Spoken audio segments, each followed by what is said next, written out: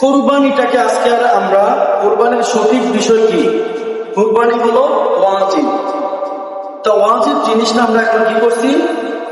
এই ওয়াজিব জিনিসটার এখন আমরা সমাজের ব্যক্তিরা কি করছি? এটারে ফরজে কিফায়া বানিয়ে নিয়েছি, মানে জানাজার মতন বানিয়ে নিয়েছি। জানাজার নামাজ যেমন সমাজের সবাই লাগে না, 3 জন হলেই সকল মানুষের হক আদায় হয়ে যায়, কুরবানিটাও আজকে আমরা এইভাবে ফরজে কিফায়ার মতন বানিয়েছি। কেমন ফরজে কিফায়ার মতন কেমন বানাইলাম? ঘরের ভিতরে আছে 5 জন 6 জন, 5-6 জনের টাকাওয়ালা। খুব খেয়াল করে শোনেন, 5-6 জন টাকাওয়ালা। এই 5-6 জনে মিলে কি করে 10,000, 20,000, 5,000, 6,000, 15,000 টাকা করে নিয়ে একজনের নামে কুরবানি দেয়। আছে না নাই? একজনের নামে কুরবানি দেয়।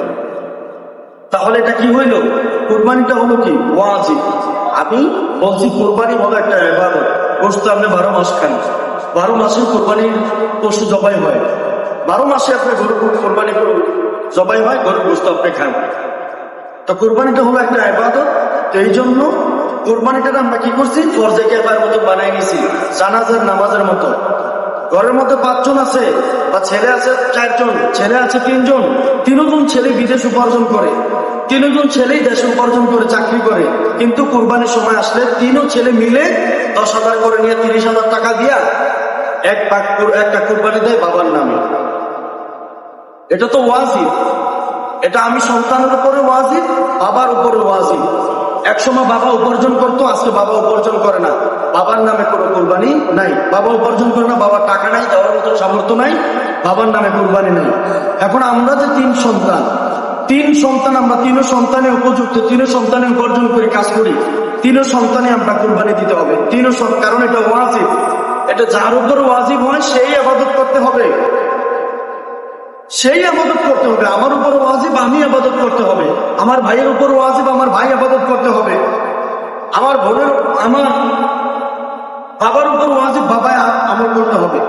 হ্যাঁ, যদি একটা ভাইয়েরা মনে করে যে কুরবানিতে একমাত্র আল্লাহর নামে, শুধুমাত্র শরীরদার কারা কারা আছে তাদের পক্ষ থেকে দোয়া করা যে আল্লাহ অমুক ব্যক্তির এই পশুটার মধ্যে শরীরদার আছে, তার জন্য দোয়া করা, বাবার নামে দিয়েন, মার নামে দিয়েন, ছেলের নামে দিয়েন, বোনের নামে দিয়েন, এগুলা কোরবানি হবে না। কোরবানি হবে একমাত্র আল্লাহর নামে, আর শরীরদারের নাম উপরে আল্লাহর কাছে দোয়া করা। তো এই জন্য কোরবানিটা হলো ওয়াজিব। যাদের উপর ওয়াজিব তারাই করতে হবে।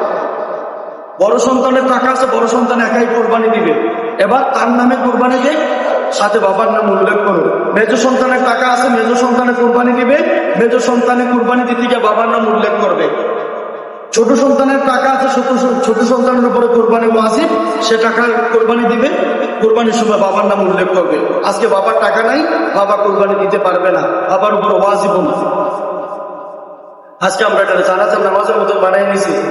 একজনের উপরে, সবার উপরে কুরবানি ওয়াজিব, কিন্তু একজনের নামে কুরবানি, একটা ভাগ কুরবানি দিন। ঠিক কিনা? এটা ভুল। যাদের টাকা পয়সা হয়েছে, যাদের টাকা আছে, সবাই কুরবানি দিতে হবে, এটাই ওয়াজিব।